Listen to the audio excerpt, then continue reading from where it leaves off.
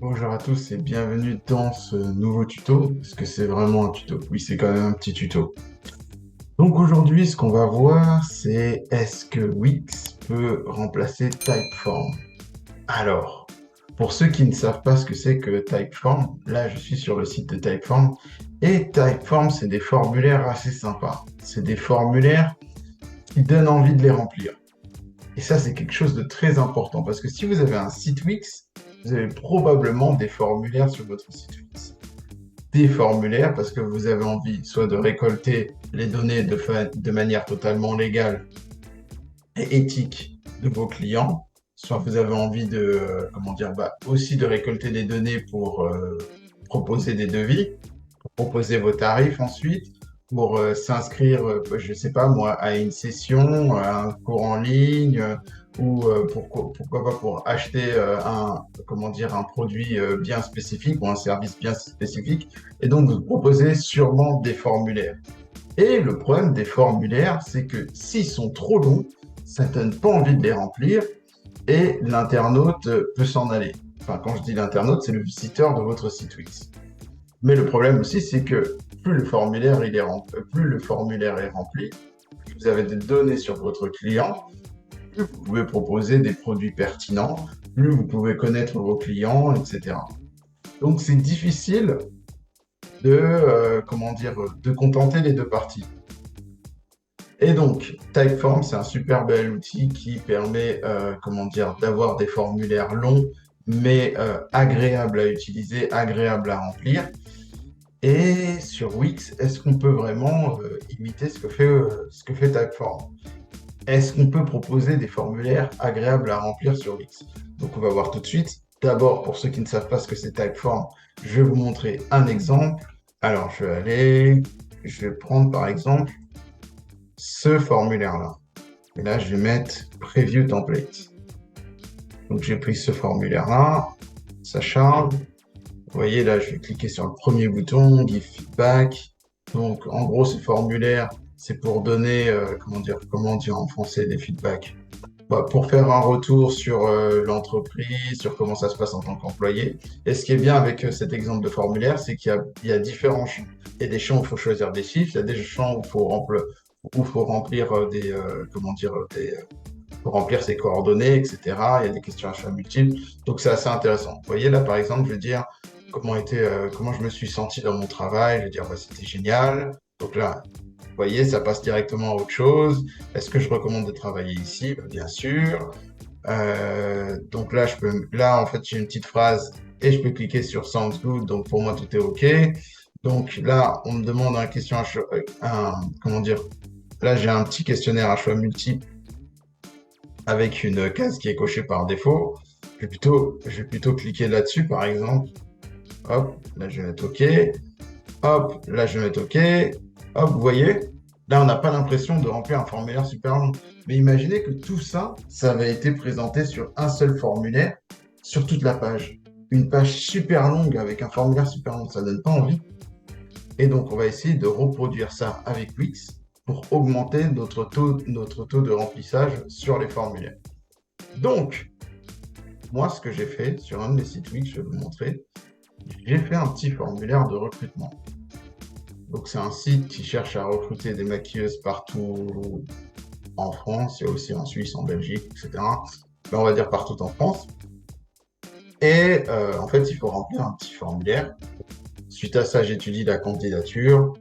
Et si la candidature passe, je retiens, la maquilleuse et je la fais travailler. Donc, ce qu'il faut d'abord faire, c'est remplir le formulaire. Donc là, il y a une petite vidéo que j'ai mis pour, pour expliquer comment marche le site web. Mais on s'en fout. Et là, il y a directement une flèche pour inscris-toi gratuitement dès maintenant. Donc là, par exemple, il faut saisir l'URL du book Instagram. Donc, je vais faire par exemple ça. Je vais mettre référencement Wix. C'est un exemple. Là, je vais mettre un peu n'importe quoi. Je vais mettre ça. Là, il faut carrément importer un fichier. Donc là, je vais prendre n'importe quoi. Je vais mettre ça. Hop, un document d'URSSAF. Je ne sais trop quoi. Hop, là aussi, pareil. Je vais mettre une connerie, un CV. Donc là, je vais mettre suivant.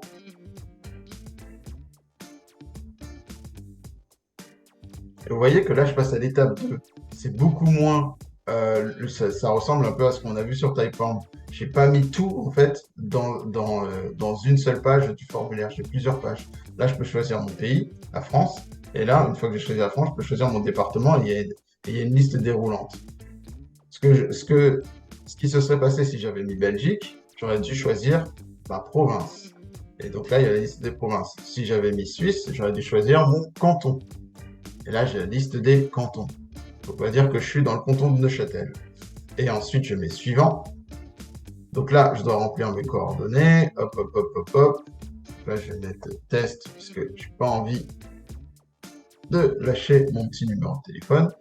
Et donc là, je vais mettre, par exemple, test@gmail.com. Hop là. Et là, je mets mon numéro de téléphone. Bon, bah, vous voyez mon numéro de téléphone. Et ouais, je m'en fous. Et ensuite, je vais mettre ici comment j'ai connu le site Facebook, Instagram, recommandations, etc. Ici, c'est recommandations. Je demande de préciser qui a recommandé. Si c'est Facebook, il n'y a pas de précision. Et puis là, j'accepte les termes de conditions et je mets envoyer. Vous voyez, le formulaire il sera agréable à remplir, malgré qu'il est long. Et je vais vous montrer tout de suite comment j'ai fait ça avec Wix, grâce à deux fonctionnalités, le formulaire multi-étapes et le formulaire avec conditions. Et on va voir ça tout de suite. Alors, pour mettre ce formulaire en place, pas compliqué, vous allez directement sur la partie éditeur de votre site Wix. Je dis bien éditeur Wix, pas éditeur X. Si jamais il y en a qui se sont perdus, qui n'ont pas compris qu'on était sur le Wix classique et qu'on n'était pas sur l'éditeur X ni ADI, on est bien sur un site Wix classique. Donc, maintenant que je suis dans mon éditeur, je vais aller sur plus. Et là, je vais aller directement dans Contact et formulaire. Une fois que je suis dans Contact et formulaire, alors là, il faut faire attention. C'est pas écrit les formulaires à condition. Il faut juste regarder en fait si le formulaire bouge. Bon, c'est comme ça que Wix a proposé le formulaire à condition et multi-étape. Donc on va aller là, on va regarder, j'en avais repéré un. Là on voit que celui-ci bouge. Par exemple, celui-ci bouge pas, celui-ci bouge pas, celui-ci bouge pas, celui-ci bouge. Ça veut dire que il bouge en fonction des conditions. Il y a différentes choses qui apparaissent en fonction des conditions. Donc on va choisir celui-ci. Et donc là, on a notre formulaire. Hop, hop, hop, qu'on va placer juste là. On va le placer là. Hop. Donc, là déjà, ce que vous voyez, c'est que ici, quand vous cliquez ici, vous avez les différentes pages. Donc là, on est sur les informations personnelles. Et là, on a les informations supplémentaires. Donc c'est un formulaire par défaut. Et donc là, on a la page de remerciement. Et à tout moment, on peut gérer les étapes ici. Donc ici, on peut, par exemple, on voit qu'il y a l'étape 1. Si je veux la modifier, enlever un champ, imaginons en fait que je veux pas d'email, bah, en fait, je vais le supprimer ici. Donc je l'ai fait pour l'étape 1. Je peux remonter ça, ça c'est un petit détail, on s'en fout.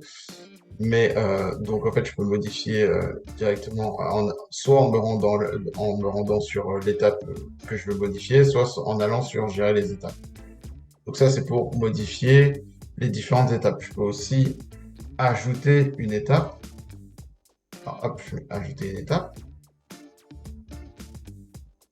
Et voilà, là, j'ai une nouvelle étape avec, comment dire, complètement vide. C'est à moi de rajouter les champs, mais j'ai pas vraiment envie de faire ça parce que ça, c'est trop long. Ce que je peux faire pour être plus rapide, c'est plutôt dupliquer une étape qui existe déjà. Par exemple, dupliquer, hop. Et puis après, là, je vais voir ce que je veux garder et ce que je veux pas garder. Par exemple, là, si dans l'étape, je sais pas moi, là, je suis à l'étape 3. Si dans l'étape 3, j'ai toujours comment dire, des cases à cocher, il vaut mieux dupliquer l'étape. Donc là, je duplique l'étape. Voilà. Ce que je peux faire aussi, donc ça, c'est pour la partie étape. Maintenant, ça, c'est un des éléments. Le deuxième élément, c'est les conditions. Donc maintenant, ce que je vais faire, c'est que je vais cliquer comme ça sur le formulaire et je vais aller dans paramètres du formulaire. Une fois que je suis dans paramètres du formulaire, je vais aller dans conditions. Et dans conditions, je vais ajouter des règles. Donc, qu'est-ce que c'est que les règles? En fait, les règles, c'est un peu comme automation dans Wix. Vous pouvez choisir, en fait, si, comment dire, si votre site Wix, en fait, vous pouvez choisir une action et en fonction de cette action-là, il va se passer quelque chose. Donc là, par exemple, je vais choisir le champ première inscription. Voilà, le champ première inscription. Si le champ première inscription est rempli, et ben alors je fais apparaître un autre champ. Si le champ, comment dire, première inscription est rempli, mais juste avec une condition, je vais faire apparaître un autre champ. Par exemple, si c'est première inscription, oui, et ben là, en fait, je vais faire apparaître un champ qui n'apparaîtra pas si c'est pas la première inscription. Donc, par exemple, si c'est première inscription, quel champ je vais faire apparaître? Je vais faire apparaître, par exemple, quelle séance, quoi. On va dire ça. Quelle séance? Et là, je mets afficher. Vous comprenez? Donc, en fait, quand quelqu'un va remplir le champ première inscription et il va mettre oui, on va faire apparaître le champ quelle séance. Et on peut aussi le masquer en fonction de la réponse ou le masquer en fonction de la réponse. Qu'est-ce qu'on peut aussi faire? Le masquer ou le rendre obligatoire en fonction de la réponse ou facultatif, etc. Donc en fait, c'est comme ça que ça fonctionne. Il y a la gestion des étapes et les conditions. Pour vous donner un exemple un peu plus concret, on va aller dans la page recrutement, la page que je vous ai montrée, et je vais vous montrer comment ça fonctionne, les petites subtilités que j'ai mis en place. Par exemple, les règles. J'ai mis beaucoup de règles sur ce formulaire-là. Donc, je vais dans paramètres de formulaire, je vais dans gérer les conditions, et donc là, vous voyez par exemple, quand vous vous souvenez, sur cette page-là, si je retourne sur les étapes, les anciennes étapes, l'étape où je devais choisir mon pays, et ben en fait, ce que j'ai fait, c'est que j'ai mis une règle, si vous pouvez la voir, j'ai mis une règle, quand on choisit le pays et qu'on remplit la France, il y a le champ, département qui apparaît. Comment j'ai fait ça? Et ben en fait, il me semble que c'est dans l'étape 2 ou 3, je ne sais plus combien il y a d'étapes, donc là, je me rends sur l'étape, zone de travail, donc l'étape 2. Et donc, vous voyez, en fait, ce que j'ai fait ici, je ne sais pas si ça se voit bien, c'est que j'ai superposé plusieurs champs. Comme ça, ils apparaissent tous au même endroit et ils disparaissent tous au même endroit aussi. Vous voyez, là, par exemple, si je fais comme ça, il y a le champ département qui est superposé avec le champ le champ province. Je vais faire ça. Le champ province et le champ canton. Voilà. Ils sont tous superposés. Et en fait, l'utilisateur n'y voit que du feu. Pour moi, en fait, c'est superposé. Mais pour l'utilisateur, il voit que du feu. Et ça me permet de proposer des conditions comme ça. Voilà, hop, là j'ai remis tout dans le bon ordre. Donc il y a d'autres conditions que j'ai ajoutées aussi, comme par exemple pour la recommandation, avec le petit formulaire supplémentaire, le petit champ supplémentaire qui demande plus de précision. Donc je l'ai rajouté ici, vous voyez là, si je vais là dans la règle, là c'est comment as-tu connu le site? Si c'est rempli par autre recommandation, alors, il y a le formulaire, peux-tu nous donner plus de précision qui s'affiche? Et donc ça, c'est dans la dernière étape, coordonnées. Donc vous voyez aussi, ici, c'est peux-tu donner plus de précision? Donc en fait, là, le formulaire, le petit champ est présent, mais vous avez vu tout à l'heure qu'il n'apparaît pas quand on ne choisit pas l'option recommandation. Là, en fait, si je vais sur le formulaire, hop, suivant. Si je choisis l'option recommandation, là, ça apparaît. Et quand je choisis l'option Facebook, par exemple, ça n'apparaît pas. Donc, quand vous allez créer votre formulaire multi-étape à condition, vous allez avoir tous les champs qui peuvent s'afficher, qui vont être visibles ici. Mais quand vous allez publier, vous allez faire aperçu, bien sûr, ils seront que visibles quand on respectera votre condition, votre choix que vous avez rempli, que vous avez paramétré dans votre formulaire. Par exemple, si je fais recommandation, là, peux-tu nous donner plus de précision apparaît. Mais dans la partie éditeur, c'est toujours présent. Donc ça, il faut bien noter, il ne faut pas s'emmêler les pinceaux avec. Et puis sinon, je pense qu'on a fait le tour. Donc voilà comment faire une alternative à Typeform.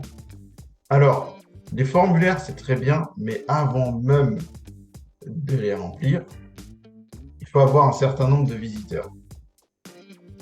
Et pour avoir un certain nombre de visiteurs, il n'y a rien de mieux que le référencement Google, parce qu'avec le référencement Google, vous n'avez pas besoin de publier tous les jours de nouveaux articles. Non, c'est faux, vous n'avez pas besoin de publier tous les jours de nouveaux articles. Il y a plein de sites qui sont positionnés sur un mot-clé et en fait, ils n'ont même pas besoin de publier régulièrement du contenu pour se maintenir sur ce mot-clé-là. En plus de ça, vous n'avez pas à gérer les commentaires, etc.